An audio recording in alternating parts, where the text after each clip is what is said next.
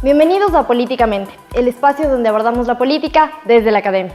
El día de hoy hablaremos acerca de comunicación gubernamental y para ello hemos invitado a Marina Raffaeli, quien es consultora política argentina, especialista en comunicación de gobierno. Bienvenida Marina, ¿qué tal? ¿Cómo estás? Bien, muy bien, muchas gracias. ¿Qué tal el viaje acá a Ecuador? Muy bien, todo muy lindo, muy contenta, muy agradecida. Qué bueno que te encuentres aquí en el set de Numbers TV. Yo quisiera iniciar la entrevista haciendo una pregunta para diferenciar entre comunicación gubernamental y comunicación de campaña. ¿Cuál es la diferencia, Marina, entre una y otra forma de comunicar? Ok. Bueno, sí, parte de la comunicación política en general, ¿no? Con objetivos comunicacionales muy concretos en ambos lugares. La mayor diferencia es que las campañas electorales es cortoplacista, generalmente es una guerra de relatos, ¿no? Es puro aire, digo yo, ¿no? Es intentar convencer al electorado sobre dos ideas y dos mensajes claros y gana el que mejor persuada.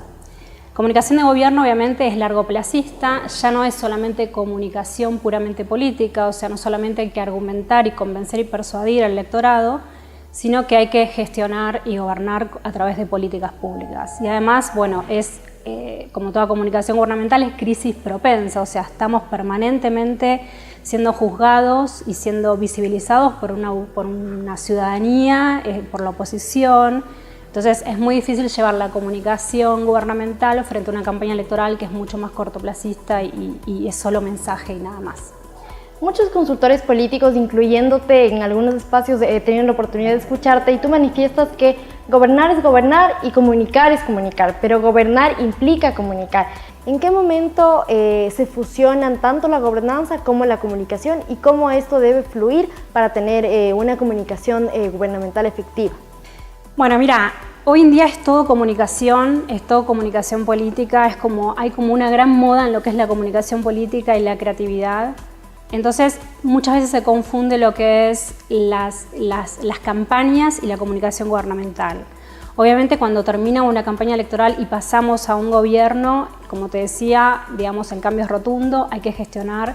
Entonces, la comunicación en los gobiernos acompañan a una gestión. Entonces, por un lado está la gestión propiamente dicha, la promesa de gestionar las políticas públicas que vienen de una campaña electoral, de una plataforma política, y por otro lado la comunicación. La comunicación solo acompaña a la gestión y da apoyo y sustenta las políticas públicas. O sea, la comunicación de gobierno lo que hace es visibilizar una gestión, posicionarla, lograr consenso, lograr legitimidad, pero obviamente esto tiene que estar sustentado en políticas públicas concretas y bueno, que funcionen para una sociedad en general. O sea, la comunicación tampoco puede hacer magia, es decir, si no tiene una base en políticas públicas o en obras palpables, tampoco puedes comunicar algo que no existe. Exactamente, porque ahí, digamos, es el gran quiebre, ¿no? Nosotros entramos a un gobierno con un contrato social, con un contrato de sentido. Si ese contrato social se quiebra cuando no se gestiona, digamos, bueno, ahí la comunicación no sirve, empieza a ser publicidad y es como el principio del fin de los gobiernos. Se habla de un paradigma distinto al momento de relacionarse entre gobernantes y ciudadanos. Por ejemplo, una relación menos vertical, mucho más horizontal, ciudadanos que demandan mucho más de sus gobernantes y sobre todo ciudadanos bastante desideologizados en esto de que tradicionalmente conocemos como izquierdas o derechas, ciudadanos más individuales. En este sentido, ¿cómo y bajo este nuevo paradigma, cómo gestionar la comunicación de gobierno? Bueno, primero teniendo en claro esto, ¿no? Conociendo muy bien los contextos sociales y culturales por los cuales atraviesa un gobierno, ¿no? ¿Cuál es el clima político? ¿Cuál es el clima social? ¿Y cuáles son los cambios que se vivencian en la ciudadanía? Uno de los cambios fundamentales, que yo lo llamo break en la política, tiene que ver con con el cambio de paradigma. Tenemos un ciudadano mucho más astuto, un ciudadano mucho más comprometido con la sociedad y con la política.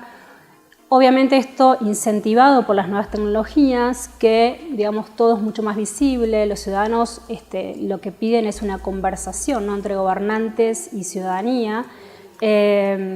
Y por lo tanto sí, justamente hay todo un paradigma que es mucho más horizontal, donde se tiende la conversación y hay que estar preparados para esto, ¿no? Tenemos la contracara de las nuevas tecnologías, donde los gobiernos son visibilizados permanentemente, indagados, ¿no? Puestos en jaque. Y bueno, y esto, digamos, los gobiernos es parte de esto, de conocer los contextos, de conocer los nuevos ciudadanos, las nuevas tendencias que están sucediendo en la actualidad, las nuevas tecnologías, digamos, manejarlas muy bien, continuar con la estrategia de comunicación de gobiernos y aplicarla a las nuevas tecnologías. En los gobiernos esto es contradictorio porque por un lado, digamos, tenemos que tener contacto con la ciudadanía a través de las redes sociales, pero por otro lado también tenemos que tener control de la agenda política. Mucho se habla en comunicación gubernamental acerca de la necesidad de crear un mito de gobierno. ¿Qué es el mito de gobierno? El mito de gobierno tiene que ver con una visión a futuro del gobierno, es decir, qué plantea el gobierno como referencia a futuro, cuál es su visión, cuáles son sus grandes temas, cuál es su posicionamiento, qué es lo que quiere para el país.